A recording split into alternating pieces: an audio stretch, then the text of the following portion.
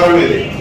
తెలుగుదేశం శాసనసభ్యులందరం కూడా 5 నిమిషాలు తక్కువ 9కి వచ్చి సభలు 9 గంటలు జరపాలని చెప్పి నోటీస్ ఇచ్చారు కాబట్టి మేము 5 నిమిషాలు తక్కువ 9కే వచ్చాం. ఇప్పుడు 9:10 నిమిషాలు అయింది. శాసనసభ కనీసం బెల్ల కొట్టలేదు. ఎందుకు కొట్టలేదంటే లోపల వైసీపీకి చెందినటువంటి 3 శాసనసభ్యులు ఉన్నారు.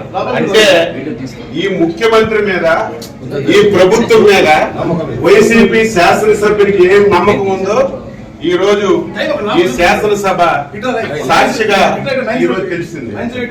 ఏది ఏమైనా సరే ప్రజాస్వామ్యాన్ని నమ్మినటువంటి వ్యక్తులుగా శాసనసభలో మాకు ఏ అవకాశాలు ఇవ్వకుండా ప్రజా సమస్యలు లేవనెత్తకుండా మమ్మల్ని అవమానాలకు గురి చేసిన ప్రజల గురించి శాసనసభకు వచ్చి మా బాధ్యతని మేము నిర్వహిస్తున్నాం. ఇంత దారుణం ఎప్పుడు కూడా లేదు. 9-8 నిమిషాలు అయింది.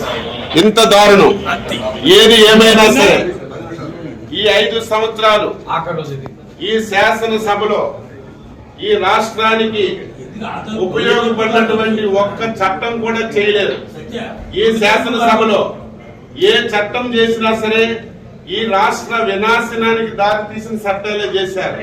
అందుకే ఈరోజు ఈ విషయాలన్నీ ప్రజలకు తెలియజేస్తున్నాం. దయ ఉంచి ప్రజలారా ప్రతి ఒక్కరు ఆలోచించండి. శాసనసభ అంటే ఈ రాష్ట్రానికి ఒక దేవాలయం.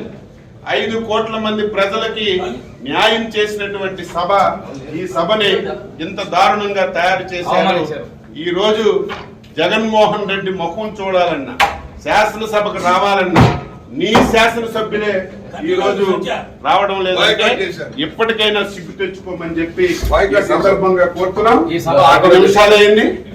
మేము ప్రజాస్వామ్యాన్ని నమ్మిన వాళ్ళగా శాసనసభని గౌరవించాలని 5 నిమిషాల తక్కువ 9కి వస్తే నీ అధికార పార్టీ సభ్యులు ఒక్కరు కూడా రాలేదంటే బుద్ధి తెచ్చుకో జగన్మోహన్ రెడ్డి అని చెప్పి